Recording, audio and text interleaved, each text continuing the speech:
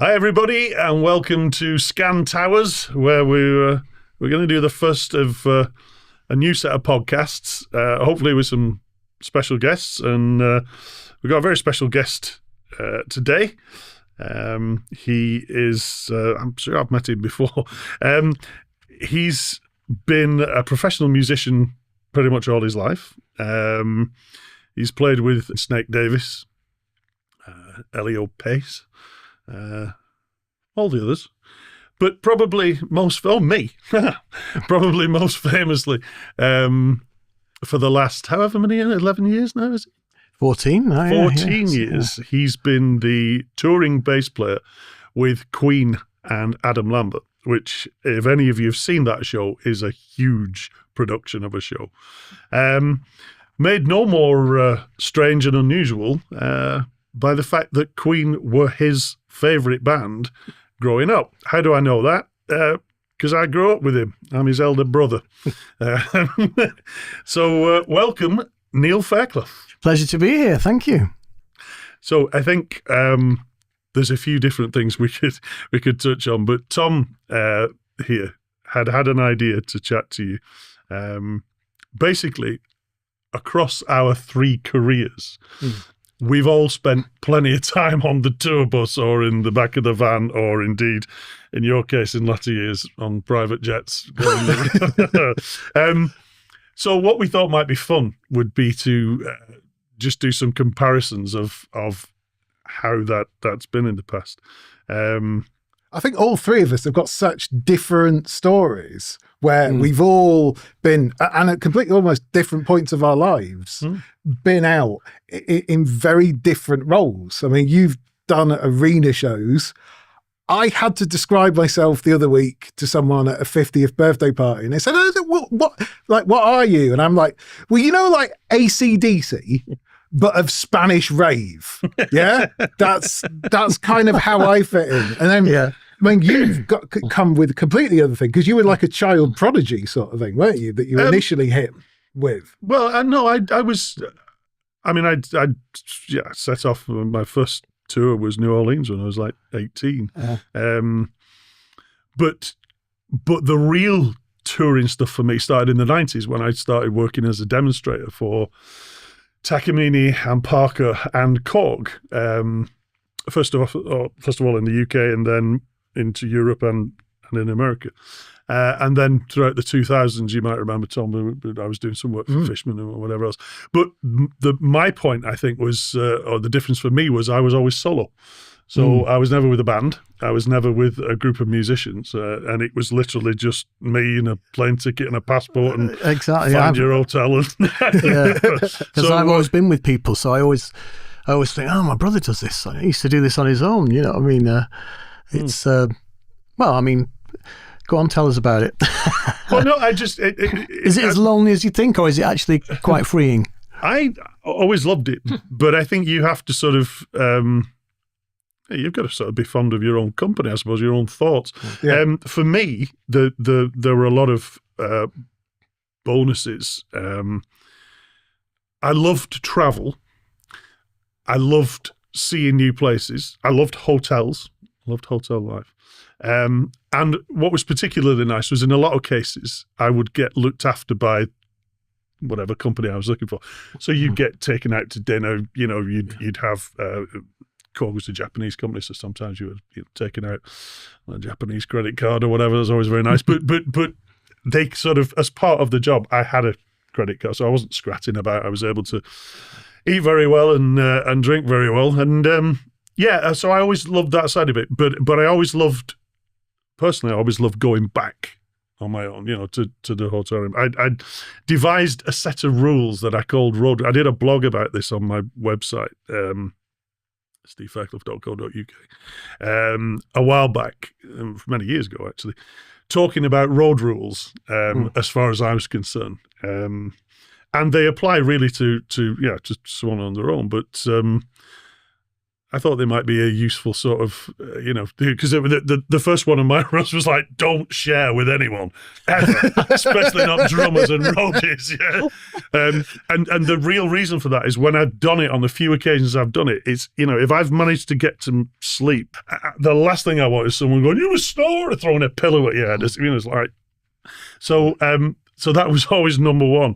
I don't know about you, Tom. I mean, you were the Happy Mondays for a while. Yeah, this is it. I've seen it from all points of view, from being solo, a part of a duo, where the other one did snore. I mean, the pair of us snored incredibly. It was just it wasn't a good idea at all. I in the later years, I've got into using AirPods. If we've ended up crashing somewhere at a festival or something, it's like literally I'll put the AirPods on noise cancelling mode and then go to sleep with them in. So I'm still aware. I've not locked myself off, but that seemed to work pretty well. And you can listen to something at the same time, which is a bonus. But yeah, the whole thing of sometimes it's really nice to be on your own and just be you going out and hitting the road. But it can, but then again, you can end up in some random place on a Tuesday.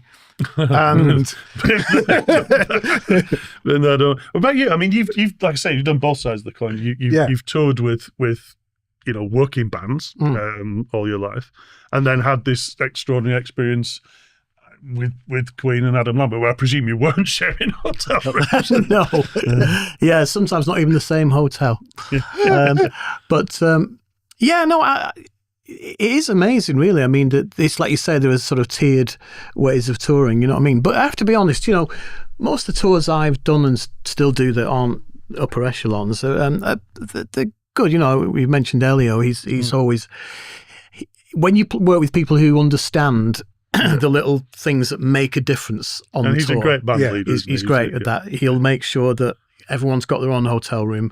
We're not staying at some crappy place, and things like travel days or days off, you know what I mean, trying to make it as good as possible. I mean, it's a science in itself, really. But I mean, when I'm with Queen and Adam Lambert, it's a different kettle of fish, just because they've got the support, you know what I mean. So the only, I'll travel in or fly in wherever it is, and then I just know where I'm supposed to be. And I always remember you telling the stories of Will Lee, in his super session days, where he just literally would get a package on. Yeah, I was at the NAMM show in I can't remember, sometime in the 90s, and he just went up to the front desk and there was sort of an envelope telling him what to do, and someone had explained to me that he'd had I think it was a really good assistant or something had sort of said, look, I'll deal with this. Yeah. You just show up. Here's where the car's going to be. Here's where the gig is. And it worked incredibly well for him. I think, that must be... Well, it's certainly true. You end up in a little bit of a bubble. You sort of come home and you're like, oh, what am I doing? Normally I turn up in the foyer and we set off, you know what I mean? And, you do weeks of that. And of course you come back to real life, which is also welcome, but you do find yourself kind of, not institutionalized. It's sort of, it is that, but the opposite in some ways, because you're free to do stuff, but you all have to, the little tour things like, don't be late, don't be the one that people are waiting for, be nice, there's so many little things underneath. Too many people forget about that sometimes, you know what I mean? You're on the road with lots of stupid, it's hard enough, you know what I mean? But if you end up with someone who can be difficult, well, that's it. It can be miserable, for everybody, because someone's not happy. And Tom and I used to, a while back, we did some lectures for universities about various things, and we had Q&As afterwards, and someone said, do you remember, they said, what does it take to be a great session player? I was like, don't be an arsehole. And they thought I was being weird. It's like, no. Really? You can be the greatest player in the world, you can read flypaper, you can do whatever, but if someone's stuck in a van or a studio with you 15 hours a day, 6 days a week, don't be an arsehole, because that's really is the biggest pain. And also, I guess really going, well, up until the 90s and maybe early 2000s, but what's made touring, technology has made touring so much better in terms of, you can put the noise cancellation. Yeah. You can look at stuff, you can sort of go into your own world, and people seem to, there's a sort of unwritten rule now, headphones on, if someone's doing stuff, you're not going to be chatting to them, they've closed themselves off. And it's a bit like you say about, with the rooms, you know what I mean? It doesn't matter how great everyone gets on. Everyone wants that. Yeah. It's the end of the day. I just want to relax and not worry about someone else. I can just... I suppose it's different. It really is different whether or not you've got a road manager as well. It's like where you are in the pecking order, but whether it's your own band or whether you're in someone else's operation as a cog in it, sort of thing. It's very different experience that you'll have. But I always thought, some of the best road managers, especially with we doing stuff with the Happy Mondays, it's like sometimes it's like trying to herd cats to get everyone onto the bus in the nicest possible way. Yeah. But there's an art and a skill to it. I agree. And it really is. It normally, those type of operations, when you've got to the level of having a road manager, that at least they can try and not be the people in the band having to take it out on the other ones or checking up on each other. It's and what people don't understand as well is that plenty of times you find out that the tour manager or road manager, while everyone else is trying to go to sleep, they're doing the day sheet. Yeah, and not because they're only just getting around, it's because all the information is still coming in. So they could be like, half one I was doing that, and then they've got to be up. The only on tour with Queen and Adam, they have catering, they have their own chefs, and it's amazing. But what you realise is, as well as the crew who are brilliant, the caterers, the chefs, are probably some of the hardest working. They get by on probably 3 hours sleep. Their day off is them just hibernating, because if you think about it, they're up at 5 or 6 a.m. for probably earlier to get produce wherever they are. Then they've got to make breakfast for, with those guys, it must be anywhere between 70 and 100 crew, including drivers. Yeah. Not including local guys, but just that's on the road.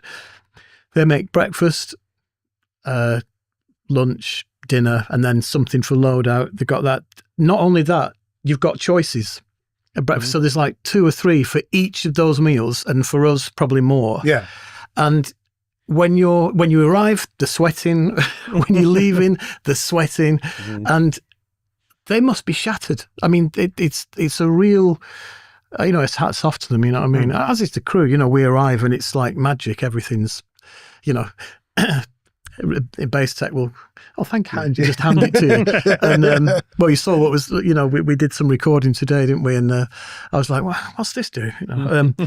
But I think getting the right crew makes a big difference, and in some ways, it's even more important because you can be the failure on certain things. Oh yeah, because they'll take care of you as long as you do the performance and the singing and the turning up and being great. Everything else is taken care of. One of the things that really stuck out when I started to do it was a couple of things that might have gone awry technically or whatever. Same pre-production or whatever. Brian and Roger they just were cool about it. Yeah. And they've been here 1,000 times before because they know they've got people who are just going to go, right, that needs sorting, So, and of course they care as well, but they trust the crew, So yeah, I can't say enough how brilliant, when you, that's the other thing as well, if you start going, I'm absolutely knackered. Yeah, you stopped in your tracks when there's a guy there going, you are joking. Yeah.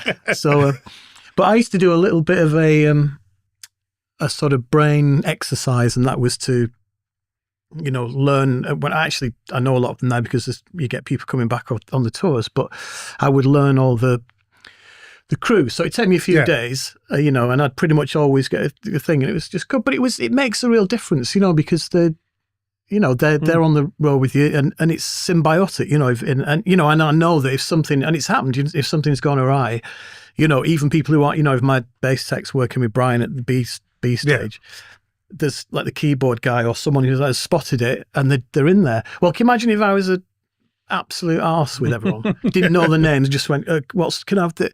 They're just going to go, Yeah. So it pays to be nice to people because you're all a team, you know what I mean? In the same way, I hope, I would do stuff for them, but, they are really the thing that the cog that keeps it turning, So yeah, I mean, I've probably blathered on too long. No, I never had the experience of a catering crew. I was laughing to myself. Same here. I was laughing to myself. One of the weird things about traveling solo and playing solo is you're inevitably booked into a hotel and you're inevitably going down for dinner on your own. Yeah. But it's quite, I found this out absolutely by chance. I'd gone down to dinner one of the first times I was out, and I'd got a pad and a piece of paper, and I was trying to write the set list, thinking what I would do, and sat there and was aware of a manageress looking over like that, and then going back chatting to one of the girls, and then had a drink. Another one of the girls peeked round the corner like that, and of course you don't think, but you're sat alone with a pad writing like that. So the next thing, Mr. Fairclough, we have a special menu tonight. I don't know if the girls have pointed it out, and you do you? And it's just weird. Yeah. But it doesn't quite work as well now. Like typing into your phone. Yeah, it's like But it's strange. I never experienced anyone cooking for us like that. But what's interesting when we were alluding to the, the sort of pre-digital age, as you're describing, is that I do feel that,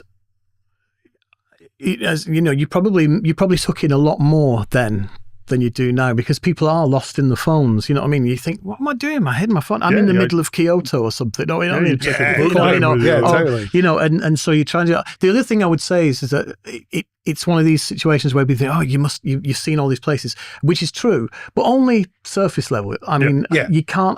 You try and go out for walks, or someone might say, well, we've organised a trip, but you are there working, so you can't. You can't sort of go, hey, on your jollies. You don't, unless you make a real effort. And it sometimes depends on time as well, doesn't it? It's like when you get in, whether it's literally nighttime airport, field, hotel, airport, and you're out again. You just never know. Someone said to me, it was like, in fact, I was watching a thing on TV about the caves in Cordoba, and I was like, man, this is fascinating. And I'm thinking, I've been to Cordoba probably 10 times, and I never knew this was here. But that's because I've never been in the day. Yeah, of course, yeah. Well, I mean, think about the places in Britain that we've probably never been to. I mean, that people that you see tourists and they go, we've been to this place. And you're going, I've lived 10 miles from it. I've never been. What was the famous quote from the Stones, wasn't it? Charlie Watts or something. They said, you've been touring for 40 years, and what was that like? And he said, like, a year of being on stage and 39 years of hanging about. But no, I tell you what, I was thinking about before when we were doing that. I was referring back to those road rules I talked about before. So here's a question for you. Right. I find this really interesting. Okay. In all my years of touring for myself, I never, ever unpacked a case. I lived out of the case. Now, some people I knew, even if it was one night, my wife, will open the case and start putting stuff in wardrobes. Never, ever did I ever. Because you've got no clothes when you have to make a run. I don't know, even if I was there for, maybe NAMM show or something in LA for 10 days or something, I just never did it because I don't know, I never, it never occurred to me to do that. I was always, so quite happy. I do have some road rules based on listening. I once had an evening in a hotel, and I was sat, as I say, having dinner, and could hear a bunch of waitresses and what do you call it, cleaner girls, or chatting, just staff. And when you're on your own, you seem to become a bit invisible, and they was chatting away. But some of the stuff they were talking about, I was like, right, well, I'm never leaving my toothbrush in my bathroom. Oh my gosh, really? Yeah, someone had been a real arsehole to this girl. Well, there you go, you see. And they'd left the toothbrush out. So guess what? That was the cleanest rim on the bog. Yeah. So it never, it was one of those things I was like, no, never. And again, I sort of pride myself on the fact that I was touring and traveling for many, many years, never ever lost a passport, never lost a ticket, was never late to an airport, never inconvenienced anybody. And it was those rules that made that happen, I think. I think it's that self-awareness. Yeah. I mean, there is a level, and it's normally alcohol-induced, where I've left some countries in a blackout before, where I only remember woke up as the plane was landing.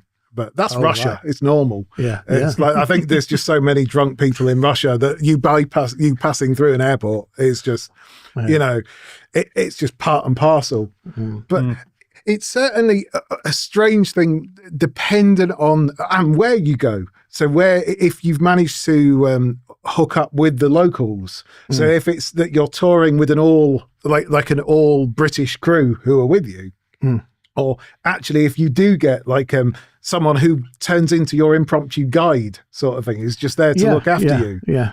No, that does happen, or there'll be a couple of occasions like, Spike, for example, will know people in different cities. And he said, my friend Martin, he said he'd show us around, whatever. And if you want to tag along, oh, great, okay. And that's really interesting because then they know where to take you. Yeah. And you can get to see places where there's no way you'd have, they'll say, just get a cab, go to this place, we'll do this, and then whatever, But yeah, no, I think that's the thing, isn't it? I think the other thing when you were just talking about where people say, I've had people say, "Oh, come out, we'll go," and they don't get it, and I don't want to be rude, I'm really sorry, but it's a school night, as Spike would say, or they forget that if you can't do that, that's what you're being paid for, and if I come in, I've lost my voice, I was out all night, no, not gonna work. So, people, you can do what you want, but don't let it affect the gig. Yes, absolutely. As soon as that happens, then you're in, trouble.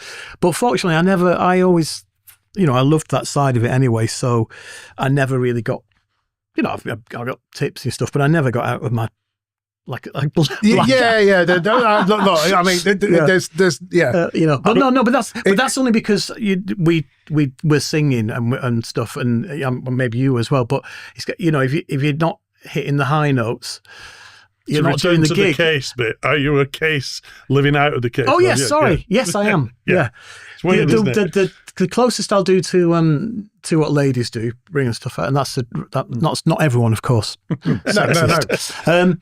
Is that I might have 2 or 3 shirts I'm going to iron that I might need because the next night we're going, whatever, and that means it's done and I don't have to worry about it. But I think even the toiletries, everything stays in, and I just do. It's probably more work, but then at the end I'm thinking, when I've been into other people's hotel rooms, it's like, what are you don't live? What are you doing? I might take over a table, so I might. It's like if you leave everything visible. Yeah. So there's no hard and fast rules. This is just subjective. No, I find it fascinating. I'm literally fascinated. The amount of people that you say you go in their rooms and you're like, well, they got clothes everywhere. They've moved in. And it's like, no, what never. are you doing? How are you never? How are you going to get all this packed back? Oh, I can never stand it. No, it's interesting. And then something else just occurred to me as well in terms of the road rules thing. So this is a weird one that came to mind. But when you do it a lot, when you travel alone a lot and you're in hotels a lot, you understand a little bit more. You're talking about the people who work there and so that you understand a little bit more about their predicament. And I discovered fairly early on, if there was a problem, say with the room, if you just march to the front desk and go, that room's crap and it stinks of the pig factory behind it, what are you going to do about it? Yeah. Generally, you've got some young girl or some assistant or somebody really doesn't know what to do and can't make a decision. And you're putting him in a really awkward situation. So what I learned to do early on was to have a solution ready. So you could go up and go, hi, you've put me in room 312. I really don't like it. I'm not happy with it. However, if you could sort me out a room on the other side and maybe a bottle of wine at dinner or something, I'd be absolutely overjoyed and give you a 5-star. You're giving them an answer, a solution. And especially to someone who's not used to having to do it. They go, oh, okay, you sort it out. I saw it in a lot of different places, where people would, I don't know, just put unrealistic demands on people. I think that's part of the thing that I was talking about that bubble, because you have to be the one who sorts out any issues that have gone on. Whereas, we could go, I'm not using any real names here, but, I might go, Martina, this hasn't happened. What do I do? You sort of, not that you've been infantilized, but you end up sort of, you're still holding on, what do I do? And that's the problem, is that you end up getting used to, but there's a reason for that. And the reason is that you're not supposed to think about all that. They want you to concentrate on the thing. I mean, don't get me wrong. I don't do that all the time, but what I mean is I know I can go to someone or ring up and go, tomorrow we're supposed to be, whereas you'd have to go, right, I've got to fix this myself, which would probably put me into a bit of a, oh my God, what am I going to do? Because there's always been someone, or at least another band member, what are you doing about this thing tomorrow? Oh, I'm going to go to, well, right, okay. Whereas if you're on your own, you've got to solve those flights, problems. Cancellations, airport crap, the stuff you have to go through. Yeah, it is. You learn to have to deal with it yourself. That's why you need an assistant, Stephen. Especially midweek as well. Like for me, all of my gigs were normally on like Thursday, Friday, Saturday. Right. So then if you were in like Australia or New Zealand or somewhere far flung where you were staying out and doing multiple weekends, you've then got to try and work out what you're going to do in the dead spot. It's like, is there a local producer you can go and do a collab with? Is there, you're going and literally doing the tour. It's like, is there a free museum? Or is it something that doesn't cost me money for on all these days that are eating but down? not skydiving, just in case. Well, I mean, we did, Stephen and I. Bungee jumping. I was going to ask you a question. I'll come back to this. But Stephen and I did a few years a gig that Stephen got in Leger Blues Festival. And they were some of the most exhausting days because our families came with us. And we should explain.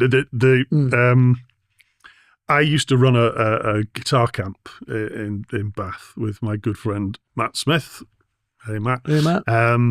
And we had one of the guests one week. It was a good friend of ours now, Hugh, but he was the director of the British Ski School in France, and he'd said to me one year, we have a bit of a blues festival, he said, and it's not great. It's just like me and a few farmers. He said, but would you consider coming out and playing it? And I said, well, yeah. He went, there's no money. Well, all right, well, that matters. He said, but you've got a wife and kids, haven't you? I said, yeah. He said, well, how about if you can get yourself out there, we put you up, sort your food, sort your drink, sort your ski hire, sort your ski passes, sort your ski lessons. Like, well, go on. And so I went out on my own the first time, literally just me and some backing tracks, and played this festival. I went back to see my wife and I said, look, we've had this offer. And she was like, off she went, buying the kids, what they call the ski gear. As a name for them, I can't remember.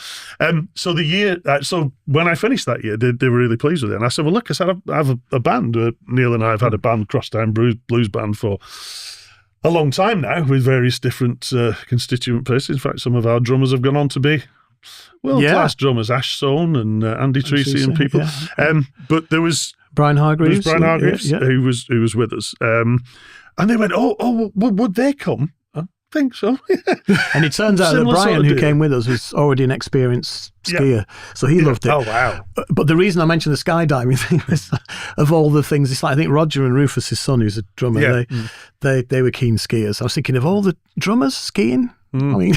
things go awry. Yeah. But anyway, sorry, back to this. They're the most exhausting days in the world. Because ultimately for us, you'd be out skiing during the day with your family's love, and that's well, we're fantastic. talking, you're up at 7:30 at least to get some breakfast. Then you get up there for 9 to get Something the like equipment higher. Sorry, go up to the mountain. And well, some of them. I mean, that place literally on the side of the mountain, the Mont Chéri. Yeah.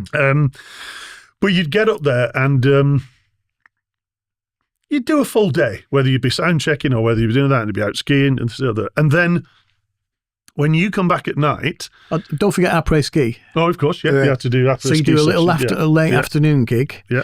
Then we go in. You want to sleep, but you can't because you've got your dinner. Yeah. If you don't eat that now, so you eat that. Yeah. And at that point, all your families are like, "Oh, this is great! Yeah. Now we can have a drink." We go down to sound check. Yeah, we've got to then go down to sound check, and then you've got to play the show starting at sort of 9:30, 9 at night. 3 sets four going sets, through till sort of midnight, 1 o'clock or whatever. So yeah, they were wonderful. The next day. Yeah. And it's not Groundhog Day, it's in a good way. Yeah. It's exhilarating and brilliant, everything about it. But honestly, the week after, it's just it's funny actually, because one of the road rules that when me and Bez were going out and doing these gigs together was we always had to eat dinner. However much you didn't feel like you were going to have to eat dinner, we knew that it would go very wrong very quickly if we somehow managed to skip that in a typical evening. It's like sound checks with sometimes it's unavoidable and you can't. It's like a line check. Or I did a gig, just a one-off dep for the bass player who a friend of mine still. Gareth, he plays with the Cutting Crew, and so I did a gig out in Berlin a couple of years back, and it was great, but it was literally because it was a festival, so there were people just there in this massive kind of stadium stroke. It was uncovered sort of, but not quite a stadium, but a lovely outdoor thing, and it was just line check, whatever. This is my first. I never played with them, and then here we go. You've got to get your mix right and all this stuff, and it's just like, oh God, I hope it's going well, you know what I mean? And have you got any like code, like especially for doing the mixes? Have you got like facial expressions, or if anything, to if you're in that? It's usually things like point at someone and it's point at the drummer and then go up or down, or it's usually like, but I think there's a lot of things that can. I remember that's what I love about Roger and Brian. They and Adam. They always sound check, even in the same. We did 10 nights at the O2, and we sound checked every single day. Yeah. There's something about that ritual, and especially if you go to different places. And most arenas, there's this kind of homogenous idea of arenas, which is true. Yeah. They're pretty much the same space, but they do have. Some arenas have a big spaces sounds, but some are a bit tighter sounding. This, that, the other. And we did it was Rock in Rio in 2015, and I think, I don't know the details now, I can't remember, but all I know is when the rare occasion we've not been able to, or someone's not been able to, the gig's great, but you're going, this is not you're right. Not enjoying it the same. So playing music in that area, in that arena, and going, right, we've done that. I know what to expect. It's when you go out there blind, and you can't help. Sometimes it's necessary, but that things like that are like. But what I've loved about them is that they've never sort of gone, "Oh, we'll be fine." Yeah, they want it. They know, people. It costs a lot of money. You know what I mean? Yeah, this is it. People are spending a lot of money. And you want to perform to the best of your abilities. There's no one who's ever gone back and gone, you know what, I don't need that. We'll just, well, perhaps there are, but I think that probably comes under your first rule of being a session musician. Yeah. I was just thinking for me back in the day, and it's ludicrous because people look at you, especially young people, and go, what do you mean? When I was doing this amount of touring, certainly in the 90s, there was no internet, or it was literally just starting. It wasn't, sort of fully fledged. So if you wanted to know about a Takamine guitar or a pocket guitar, you had to come to one of my clinics, and these clinics were run by music stores all over the country, all over Europe, wherever you were playing. And you were guaranteed an audience because you'd get 150, 200 people at different clinics who wanted to come out. But I was just thinking what you're saying about the difference between, you had people, obviously, people who are fans of the band and paying a lot of money to come. Most of the people coming watching me were all free entrance and all sort of impress me. So you could walk out. And I was just thinking, when you're saying about sound checks, I used to take a rig out, just myself. It was an old E01 system. You remember the old JBL E01 rigs? Yeah. In fact, Stuart Russell sorted me that out years ago. But I used to take that out, and I would be sort of self-contained. So I'd have my own monitors, my own. I was using backing tracks, my own mic, and as long as I could hear myself the way I finish up, then it's like the sound guy can do what he wants. He can just take 2 lines out and make it as loud as he wants. And you don't have to. It doesn't have to be long, as long as you've made the noise. It's got this right. But you've got to be confident that it's going to work when you push the button, or when you. Exactly. It is amazing. I think that's an interesting thing about generation gap. A lot of young, great musicians and kids. A lot of guys that I know tell me that, they won't do gigs unless they've got in-ears, and it's got to be right. And we probably remember, I'm generalising, of course, I'm sure that there's a lot that don't, but live music is always a compromise, isn't it? You're never going to get that, studio quality. So, and I think that's it. Maybe that's more to do with the fact that, a lot of people, a lot of bands even have tracks as well, now. But because Queen don't, do they? Queen and Adam Lambert, they play everything. No, they don't know the proper old school vibe. You know what I mean? There's obvious things that like they used to do. They'll go off when it's the operatic section. Or they may have Freddie's multi-track, the intro of Rhapsody, and then Adam will sing the lead bit in between. You're making it a show. Then they'll have some interlude stuff. At the beginning of "You Take My Breath Away" and ready for the next track. But there's none of that. And because there's 6 of us and we're all singing, there's. If you've got a triad, you know what I mean, and then you've got and that's doubled, so it's a big sound. You're getting that Queen sound, and then you've got, maybe whoever's out front might add I don't know what they do to the vocals, maybe a bit of chorus or whatever. But and I remember Roger quite rightly was really irritated about some reporter or reviewer in Madison Square Garden saying, the backing vocals sounded. In fact, I remember Jamie Moses saying this as well, that the backing vocals sounded suspiciously good, and it's like, oh, sod off. That's us doing it. It's you're not. And that to me is what I find a little bit irritating about. When people have, because now what you're doing is that people who are doing it, the people are thinking, well, how is, and then those who aren't, don't the vocals sound amazing? Yeah, because about 8 tracks of them are, what I mean? Yeah. So that's just one. I mean, we've gone off piste here, but I don't think we ever can go off piste, really. No, and I was just thinking about just something almost the polar opposite, but someone like Peter Gabriel, who I'm very fortunate to do some work with back in the late 90s, and Dickie, his engineer for a long time, who we see quite very well. But Peter's show, because of the nature of it, absolutely, was always tracked and was very much that, because of the nature of. I think what I'm talking about is when people are going out with guitars and saying this, and then actually it's actually only 50% of it is there. Things like with Peter Gabriel, who's proved his worth anyway, time and time again. Yeah. And Tears for Fears, I love Tears for Fears, and they when it's interpolated into the it's obvious. Yeah. It's part of the instrumentation, it's part of what is that sound. So they're playing, but they've got this going on. I think it's things where things are sort of, is it us or is it not? You know what I mean? I look at it from, obviously I'm much more on the electronic point of view, with what we have, and yes, you're gonna, the vast majority, even if you are playing live, is still going to be sequenced. But you've got people like who did I see the other year, who's excellent, Igor. So they're like breakcore, death metal, opera Right. between it. But it's like some of it will be coming at 200 BPM and there'll be all these crazy sounds just coming at you.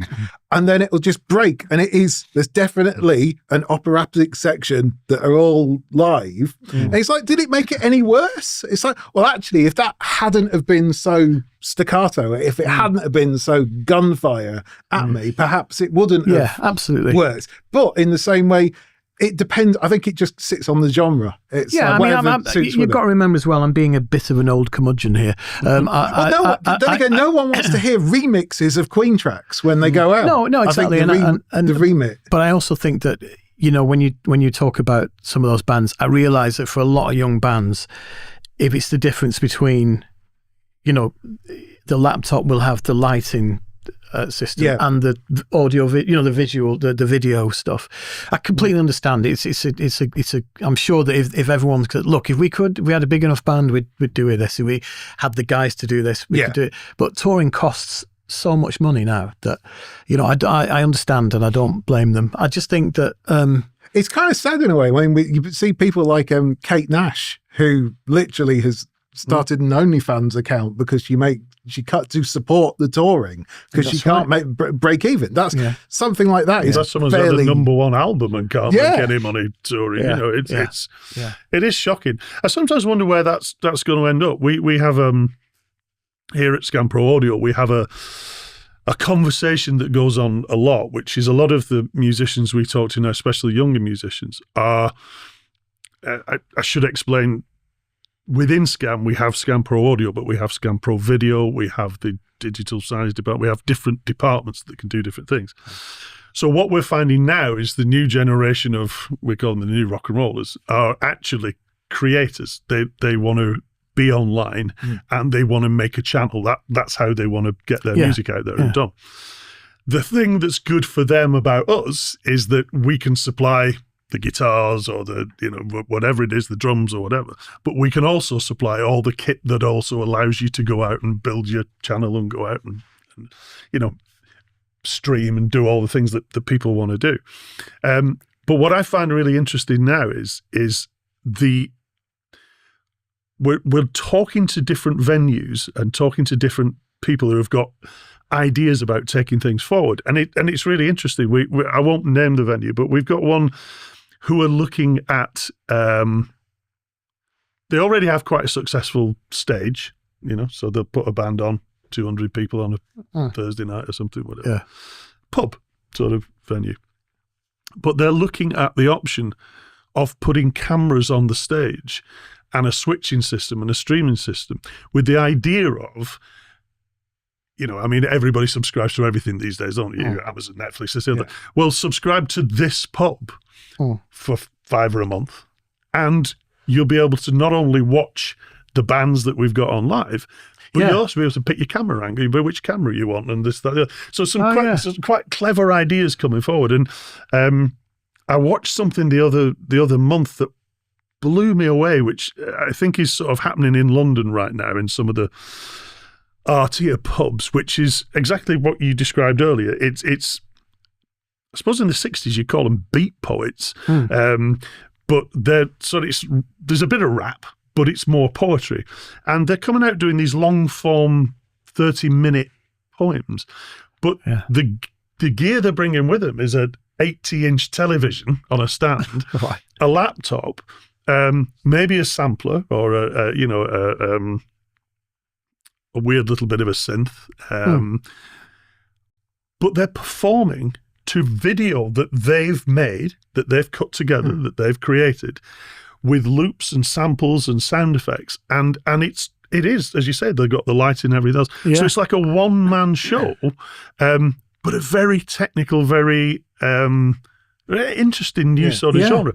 Now, the only reason I'm saying I think that's interesting is because I saw one where this guy had brought his mate as a sax player as a special guest, and so the sax guy was blowing over certain sections of it. And I thought, it is weird. This is how you get a return to touring or playing, using the technology to put on something that people will genuinely want to see, but isn't going to cost you 5 band members, a bus, all the kit, don't know. Just and actually, really, there's room for everyone, because there are always going to be. I know people. They're not musicians, but they absolutely love going watching live bands, and and they must. Hey, God bless them. Yeah. They must go to 50, proper big gigs, 50, 60 a year, and then little gigs as well. And yeah, thank goodness for these people, because they just love seeing bands and people playing. And of course, then you are going to get people who will have the an appetite for something that's a bit different. You know what I mean? Like you say, that was interesting. That could take off. So I think there's room for everything. You know what I mean? So like I said, this is just personally, I think if it's done and it's done in a way where, Happy Mondays and stuff, is born out of that kind of electronic and this is it. Was the fusion pot that sort of came out in the late 80s. I understand that, of course, yeah. And it has to be said, we came from kind of a more muso. Yeah, exactly. It has to be said, we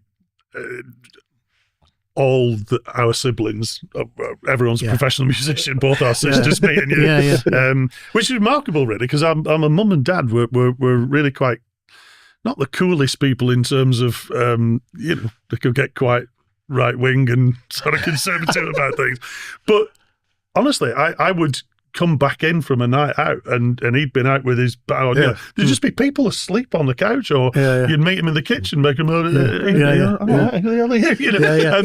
but we had houses packed full of musicians and players and all of us. So we sort of grew up with you always say, Dad, he loved it. If he'd had a crap day at work or whatever, but he'd be.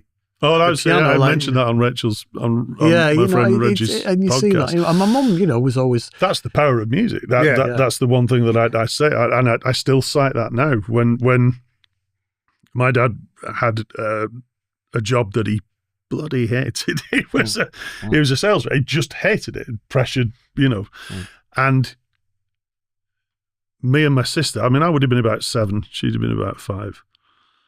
But I remember, I can see it now. He would come through the front door at sort of 5 o'clock, angry, not happy at all, pissed off, motorways, guns, whatever. Yeah. The phone would go, and in those days you had to chuck in at the end of the day with your sales manager and tell him what you did. And he would go and stomp off into the kitchen, make himself a cup of coffee, go into the front room where the piano was in our house where we grew up, shut the door, light up a cig or a cigar, sit down. And then he'd start to play. And he'd start playing the most furious boogie-woogie ever. I mean, Jules Holland's great, but my dad could leave him standing.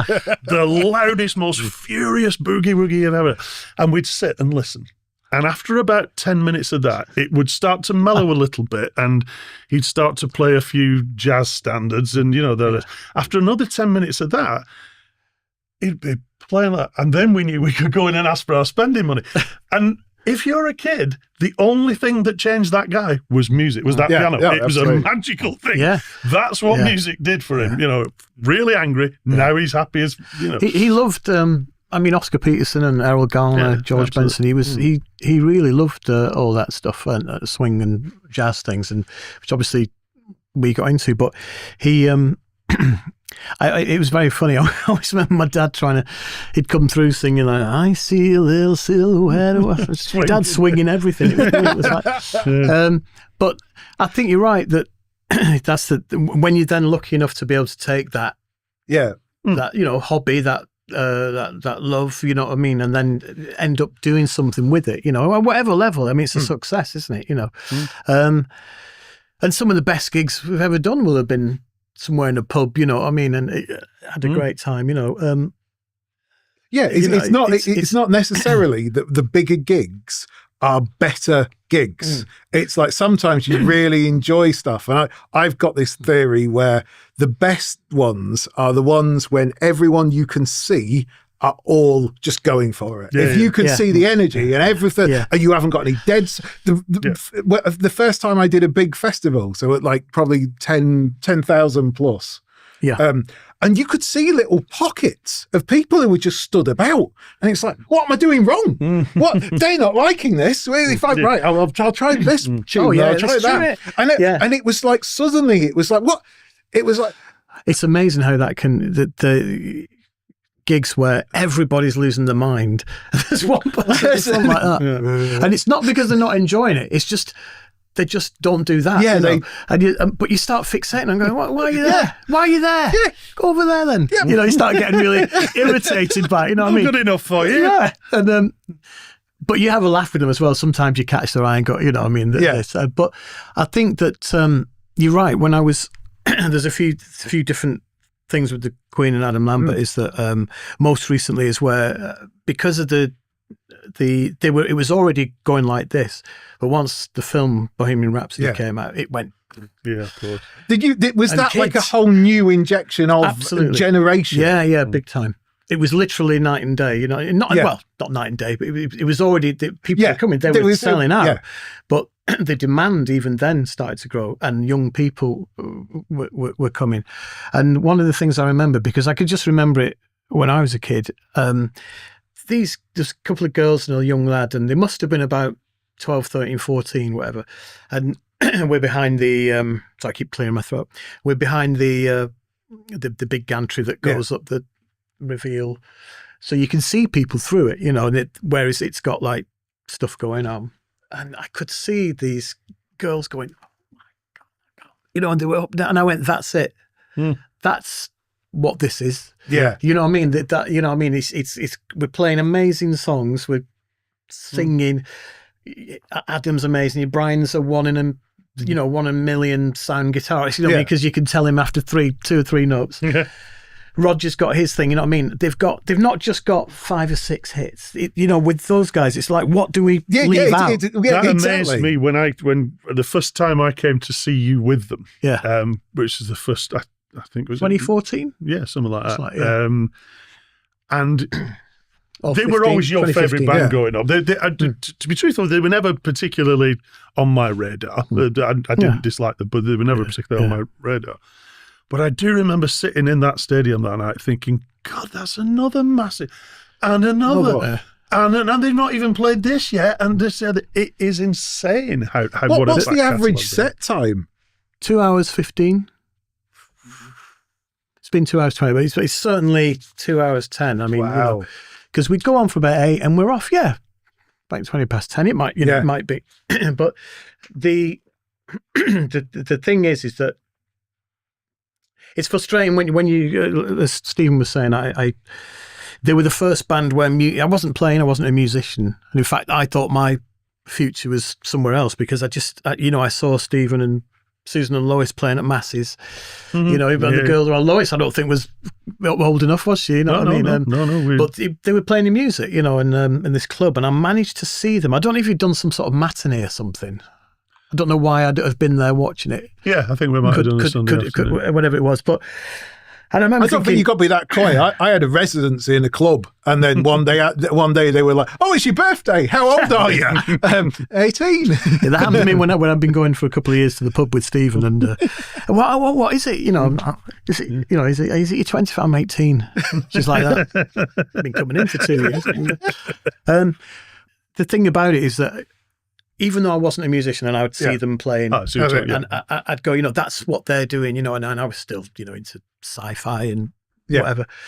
But whether I was a musician or not, Queen were the first band where I could not wait to come home from school and put on, side 2 of a Night at the Opera, Prophet song, like that. Yeah. And I remember Stephen kind of laughing, going, because I was saying, I can't, he said, well, you'll get into other bands. I was going, I'll just love Queen. And he was like laughing, going, no, you will do. And of course he was right, because then I got into...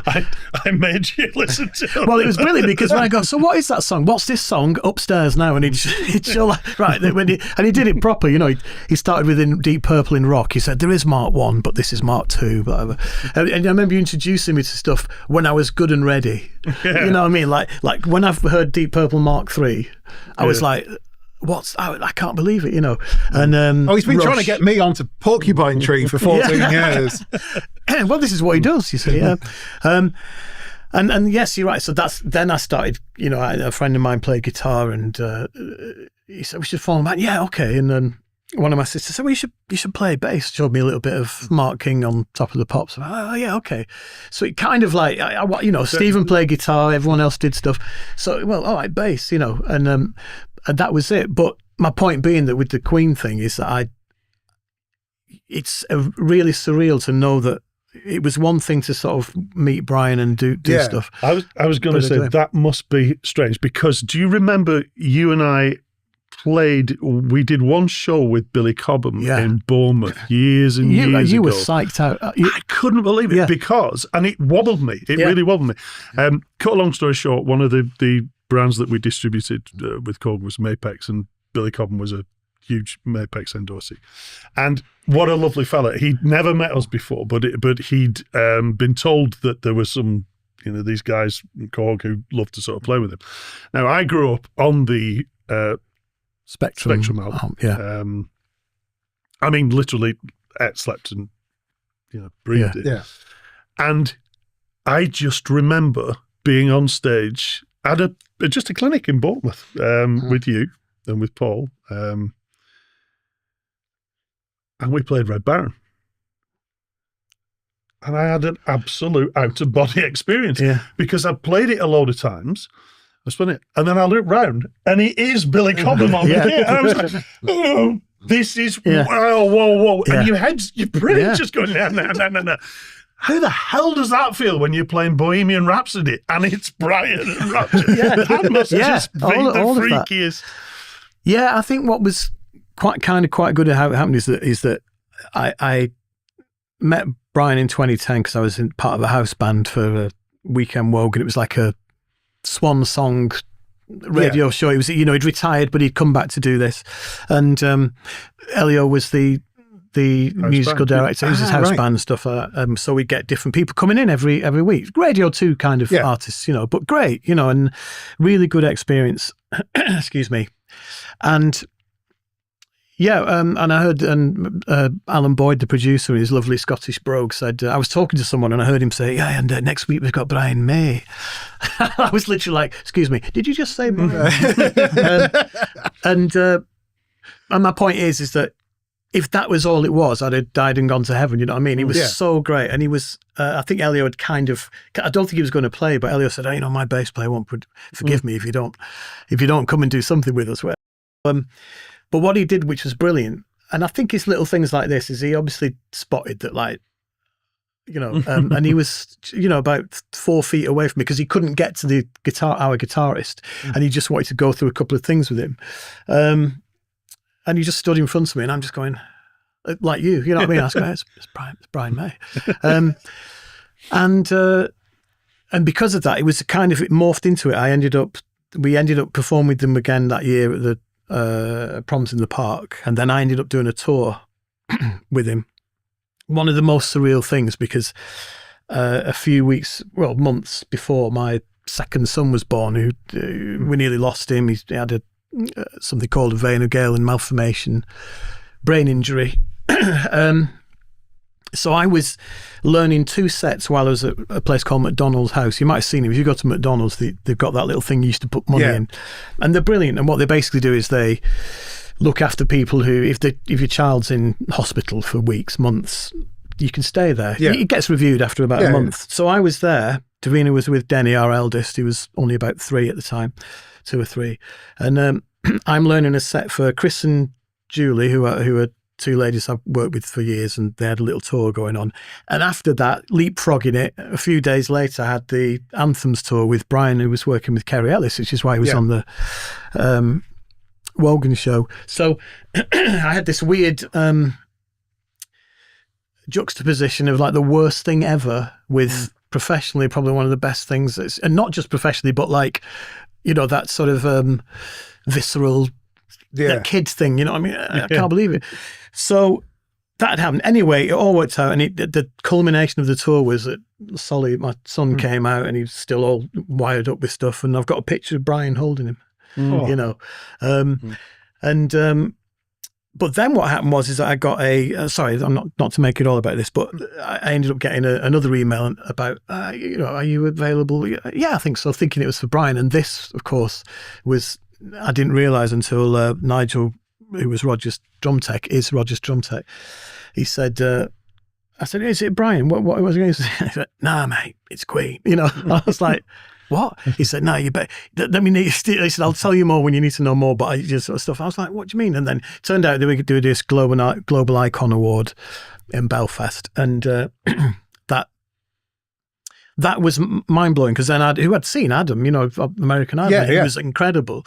And then we were doing the Queen stuff, you know, and it was only a little medley, but that was it. But it brings me on to what we're talking about, all the gigs. Every gig with them has been amazing, but I do remember the Hammersmith shows. We did 3 nights there, and it was, I love places like Manchester. In fact, the Manchester Apollo I've never played, and I'd love to. But those kind of Hammersmith Odeon, you know, you know, whatever, 3.5 to 5, whatever it is, they're great because there's enough people for it to be an event, but not too many that you don't know. You know, it stops. I think Steve Rice said Manchester Apollo is his favourite, and he's filmed all his DVDs there. And I know Steve Hackett as well. It's a brilliant. I think as well, those people have come for you. It isn't that they've come for an event and it's a festival and you're just there and you're taking it in. They've come for that show. Yeah. And they were trying things. You know, I started to do a bass bit. Of course, John never did that, and I was like, "Are you sure? You know, yeah, you know, go out front, you know, do your thing." So I was just doing like Queen riffs and what have you, you know. But it was all very surreal because I just, like you say, you're in a sort of half in and half out of yourself. You know, you don't really. It's not. And the other thing as well is I had this gig come in with my band. That I had to do.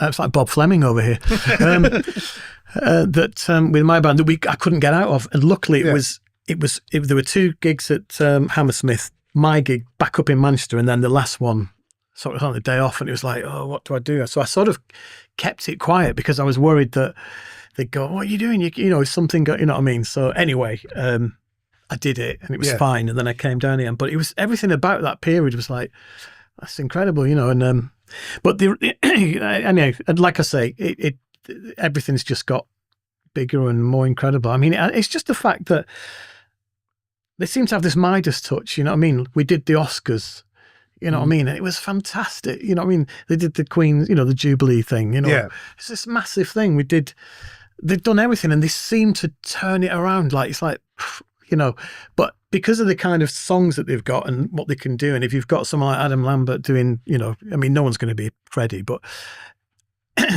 everyone's in on it. You know, like even like you say, even if you're like I like a couple of songs, but I'm not.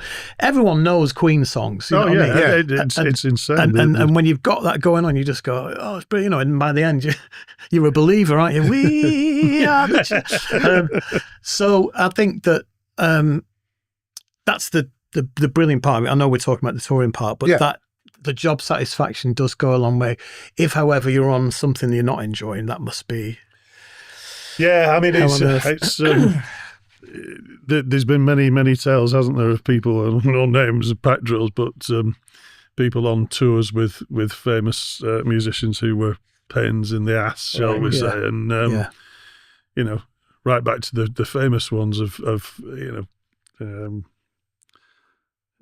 People fining their band for time. Or there's that famous tape of Buddy Rich on the. Oh yeah, that's hilarious. Yeah. If anyone's ever seen or heard that before, that's him calling the band out and literally, he's not happy. But I once saw Lauryn Hill in the middle of Exit Festival, absolutely slating her band on stage, and just absolutely just going off at them like they love it ain't them. Like, and I will name that because that was the most unfair thing I've ever seen anywhere to a band. Yeah. It was like you don't want to be that person. Yeah. You do not want to be that person who's doing that, especially in public, in the middle of the concert. Yeah. I mean, the thing is, it's a tough thing, especially if you're famous. Yeah. And people know you. I get that, you know, it must be hard. You must, 99 times out of 100, you're brilliant with people. And if that one time you blow up at someone, someone goes, well, I think they're crap. They're the right wanker. But didn't you? I remember you telling me about a story about Brian being asked. I think he did. I think he was going to some charity thing or something. Can't remember. And I think he said that he was. The front of the hotel was a road. There was no parking. Right. And he was being decent. I think he had a request to go to a hospital and see a kid or something. And you'd said to me, anyone wants a selfie or this other, Brian's always lovely, he's there, he takes a picture, does this other. And this particular morning, the road manager or whoever it was had said, right, Brian, you're going to have to get out to the front of the hotel because the driver's coming round and it's a road, so he's going to have to just pick you up and then take you. So he's not going to be able to pull in and wait 5 minutes. There's traffic up his ass, so you're going to have to. And just as he came out, someone went, "Is it Brian? Can I get?" And he had to go, "I'm really sorry, no." And I think you said you could see him walking off on the phone and presumably going, "I'm just that Brian May." And it's not fair because they're just absolutely no. Brian, that's the thing is that we've come out of airports and Brian's car stopped. There's people there, waiting for him. You know what I mean? And he'll do what he can. You know what I mean? It must be exhausting. I mean, he's always. He tries hard to sort of please everyone. You know what I mean? The other thing that they've got to look out for, and that's where their security guys are great, is that they'll spot the eBayers. So they get by that. If they'll say to me, "So who's it for?" And if they say, "Oh, it doesn't matter," that must get tiring. I've seen them, same faces. Waiting for something else to be signed. You know what I mean? And but I mean, what I've got a question here, just because I think my answer to this may beat everyone, like in a bit of a top trumps thing. Yeah, what's the strangest thing that someone's given to you, like on tour, and someone's like given you a gift? Yeah, and to go, "Oh, thank you." Someone could have been a fan, could have been someone you were with who was like showing you around the city. The strangest thing.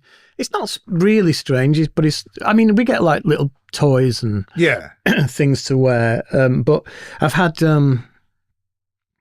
pictures of me. Some of them are painted, good. Painted, or someone did like a sketch of me, and I think I've hidden it somewhere. I look like, not to have a go at David Guest, but I thought it was. I thought, is that David? It's me. Nothing wrong with David Guest. No. I'm just saying that I thought, oh, that's, and then I realised it's supposed to be me, and I was like, oh my God, is that me? Not that I feel like bad about David Guest. I should have used anyone else, but you've not been tattooed on anyone. No, yet. I have been asked. Someone got me to get Adam to write his name. Yeah. And I think they got a tattoo of that. Did someone do it? Someone's done it for Brian as well. I don't get into it because obviously I'm not Brian or Roger or Adam, but there are very strange people out there. So what about you? What's the best hospitality gift? Well, so strangely enough, I remember being with Dave, who works with Ian Wilson, who's one of our suppliers. He's a good friend, Ian, known him a long, long time. He has a company called IBC Trading, and he's we work very closely with him. But I remember Dave and I being in Germany. I'm just trying to remember where. I think it might have been a Fishman. I think I might have been playing for Martin or some Fishman. In fact, I'm certain that's what it was. Anyway, here's the weird one. We thought we were staying in this hotel. We get told at the last minute that we're going to a new hotel, but they meant a new hotel. We were literally the first guests in this hotel. Wow. So, and it's been open like one day. Yeah. And it's unbelievable. It's a beautiful hotel. And as we go in, they said, okay, sign your room and this, that, the other. And also please sign this form for the chance to win the luxury hamper, which celebrates our first night at the hotel. So I'm thinking, I might have a chance for this. There's only 4 of us. What do we do? Anyway, I won it. All right. Bloody hamper. And it was insane because I couldn't get it home on the plane. It was full of awesome. But Dave and I were having a meal that night in this restaurant, fully staffed restaurant. Everyone there, 2 of us. Just waiters wandering out, chefs being. They had that German thing with the what do you call it? The help yourself, where it's so different meats and different schnitzels and everything. They made tons of it. Just me and Dave. Like that. But yeah, I got as I went back out to go into the foyer, someone went, "It's Mr. Fairclough, yes, you've won the thing," and it was literally a huge hamper with sausages, wines, no chance of getting it back. So that's what immediately occurs. Go on. So someone gave you an octopus with no. So there was 3 of us. Jez was with me and one of the other lads off the label, and we're doing a gig at night, and they've taken us. The guy who's running the show goes, "I'm going to take you to this restaurant," and the guy who owns the restaurant is a big fan of yours. So we've turned up, and he's got some vinyl to sign, and he's like, "All right, that's nice." And we've had a lovely meal. It's been really good. It was really excellent. And he's come at the end, and he's given each one of us a bottle of wine. And it's a Rioja. It's a local Rioja. He's like, "This is genuinely lovely. Thank you." And the 3 of us are like, "Right, we're going to have to smash that in the morning before we go back to the airport because that's not coming back in hand luggage." I'm like, "Okay, right. Well, that sounds like a challenge." And then he goes away and he comes back with 3 cheeses. And I don't mean little bits of cheese. I mean an entire wheel. Oh my gosh. And it was like, but it's the best. It's the cheese of the sheep. It's sheep cheese. And it stank. Right. It was proper. It was great. I mean, don't get me wrong. This was top quality cheese. But we're like, what do we do? So we sort of rammed them into our bags and came back, and the plane stunk. Just everywhere we were. It was just stinking of cheese, and it was like I got home, and the missus was like, "What happened?" And like, "Look, someone's given me this cheese," and literally she went out and she got I think she might have gone to TK Maxx straight away and got like a massive Tupperware tub, and it was like, "That is going in that airtight container." You cannot, I mean, talk about road permeate rules. That's got to be one, hasn't it? Smelly foods. I remember playing with this salsa band, and the keyboard. He was a great piano player, but he was such a character because he was eating this like crab meat salad thing, and we'd just set off, and he put it down, and of course the bus went. And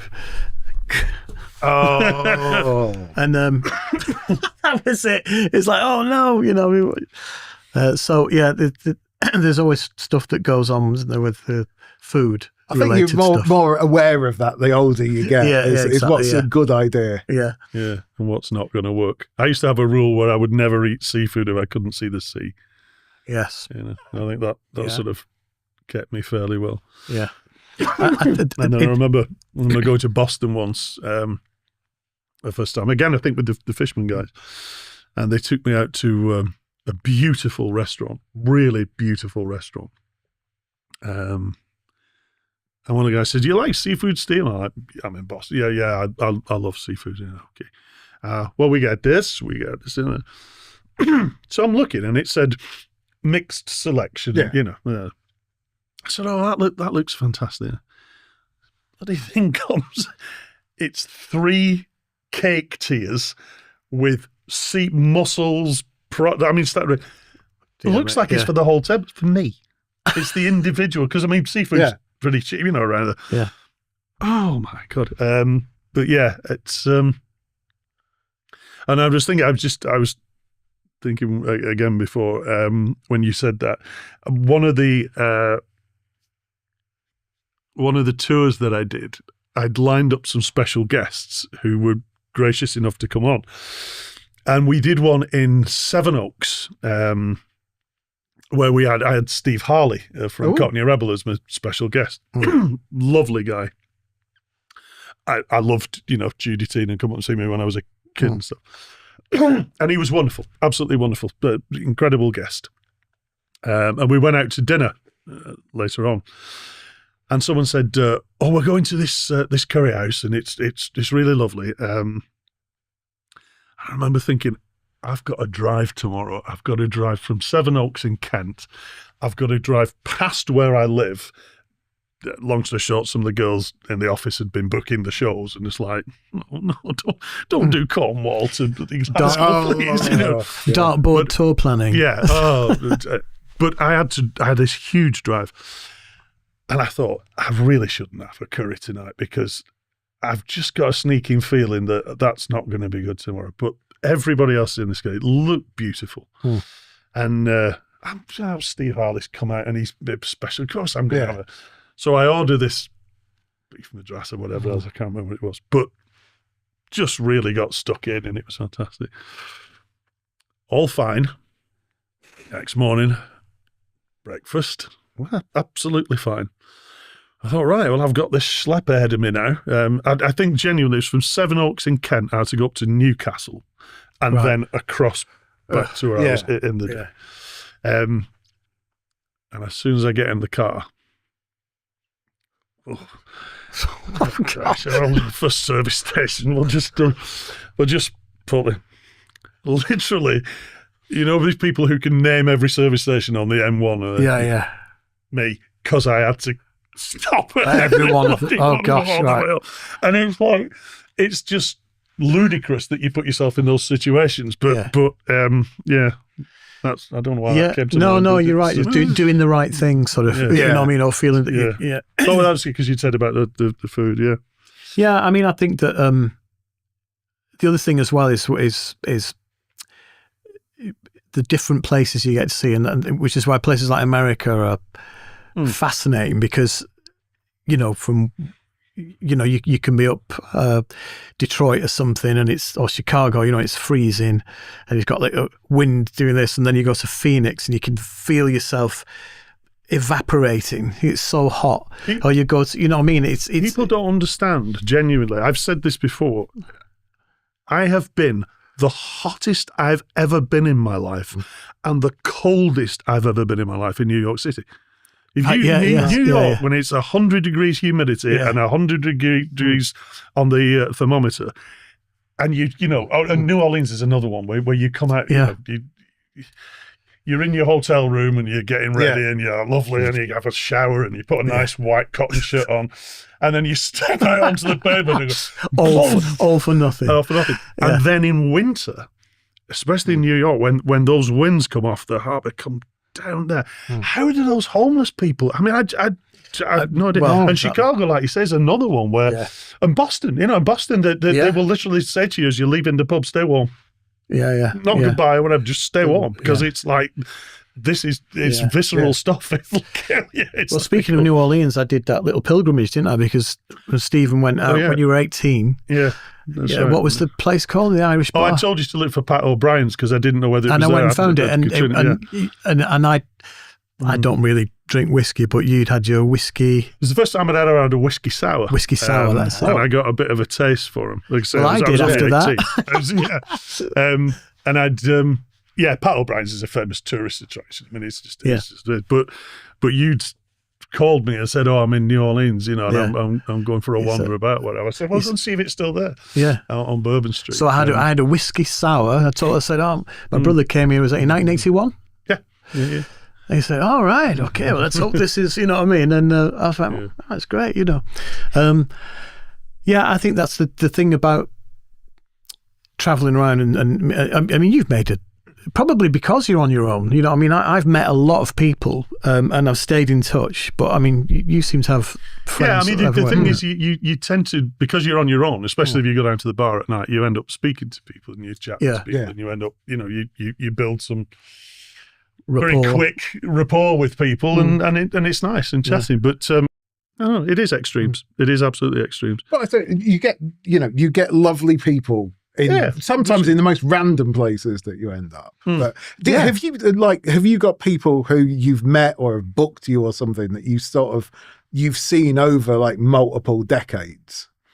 sort of thing, who you've gone and done something with, and they're still very not close, but you'll go and find them if you go somewhere, or not people who've necessarily booked me, but I've had people who I've got to know, or are distant family from, say, on Davina's side, whatever, in America and stuff. But I suppose there are, really, if I really thought about it, there are people I've known for a while, but nothing, I don't think, like, not the kind of relationships that you have with, because I still have a lot of close friends from the industry, and it's one of the things I give thanks it's probably for Facebook to do with because people go, Facebook, it's still there are friends I see on Facebook who I know I'll never see again in my life. I won't get the chance to see them, but we were close and we were friends, and I get a kick out of seeing their kids getting married or them becoming grandparents or whatever. And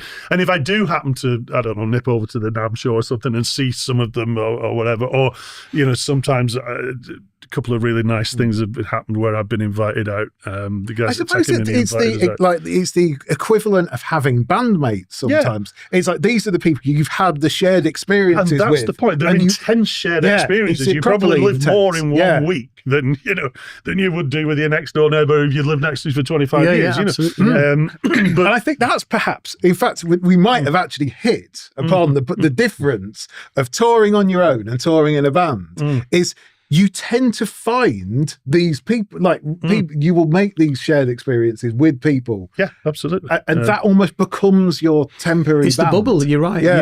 And it's easier for you to just stay with the guys and girls, whoever you're on tour with, because should we go and do this? Yeah, okay, let's do that. You know what I mean? You're not thinking, I'm on my own, I'm going to go purposely to this place. They do all sorts of things. I remember we were in I was in Toronto, and I went to the not the library, the municipal hall or something, where that's on one of the Rush albums. I went, and took a photo. Do what you do, you know what I mean, or iconic thing, you know what I mean. That's so you right, I'm going to go out and do that. Otherwise, I won't get a chance, But then there are places like, are there? Here's a question: do you have any places that are your favourite places to tour, or not that we've necessarily been anywhere?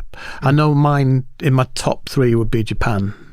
I love playing Japan. It's 100% is number one. Is not because of the gig. The gigs that I did in Japan were okay, but the people that we met and the people, and some of them we're still in contact with. I mean, literally, Jez, the other half of the Autobots, has been in Tokyo last month.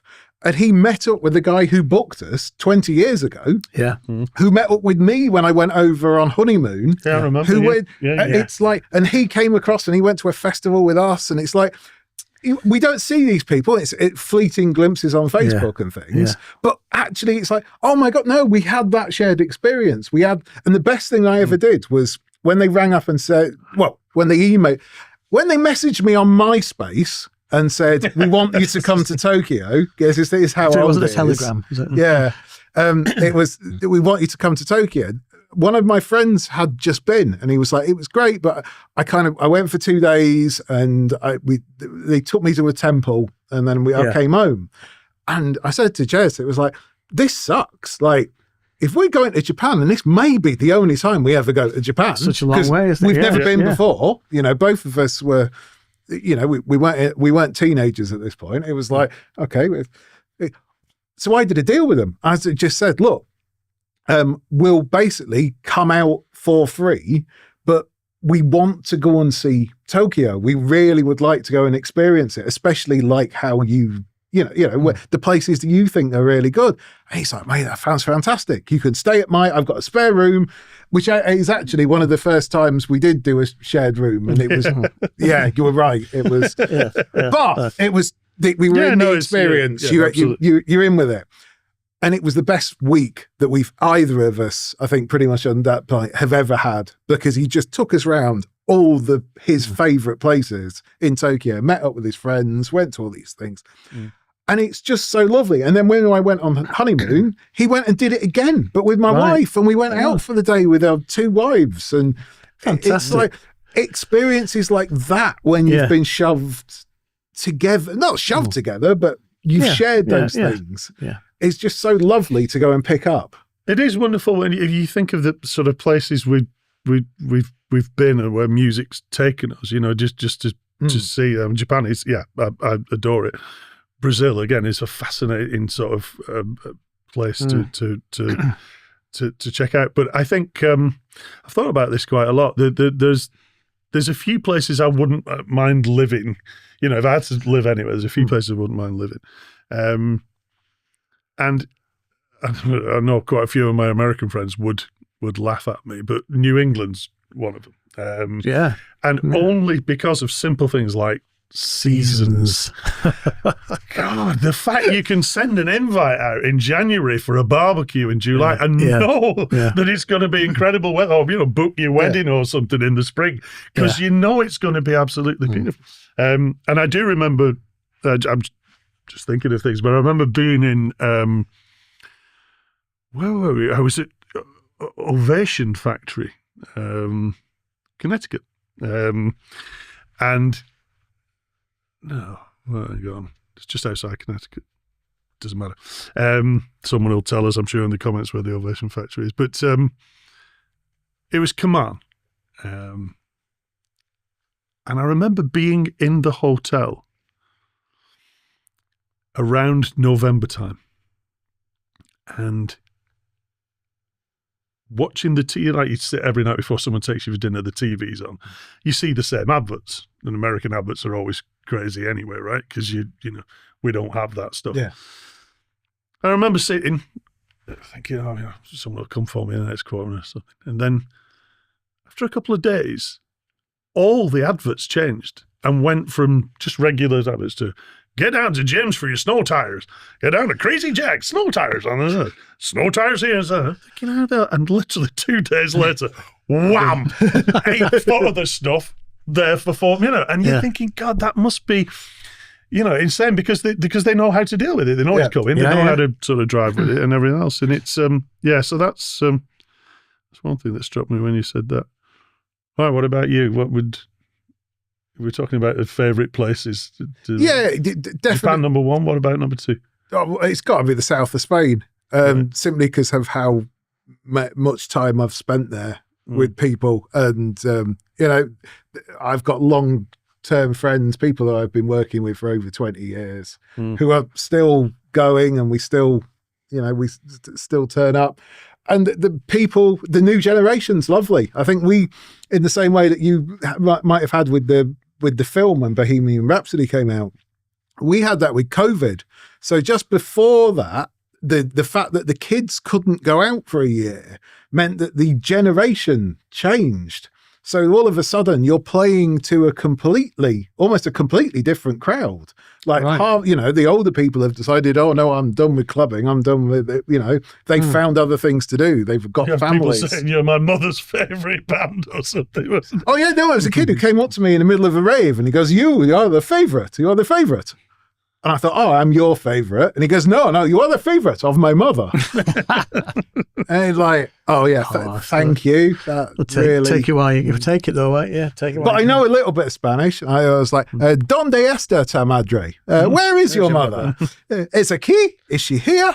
No. Well, I'm not even that useful then, is it? It's, but cool. And I think on that's probably a good place to wrap it up. Well, it's been a pleasure, Neil, having you here, chatting to you. Thank you. I've loved it. And I hope we're going to do a few more of these going forward. But and we are going to see you trying out some guitars, which is yes. I mean, you're here to do this, but we have been doing some playing. Fairclough basses. Yeah, which is sort of bizarre. Having how is it having a guitar that's got your name on it, but it's not your name? No, exactly. Yeah. Well, I mean, we'll see, won't we? I mean, they play great, they look great, sound great. Yeah, it's exciting. So cool. Yeah, but yes, so have a dig for some of that content, and we'll see you for a bit more inane chatting. Yeah, the next time. Some part of the point. Bye. Bye.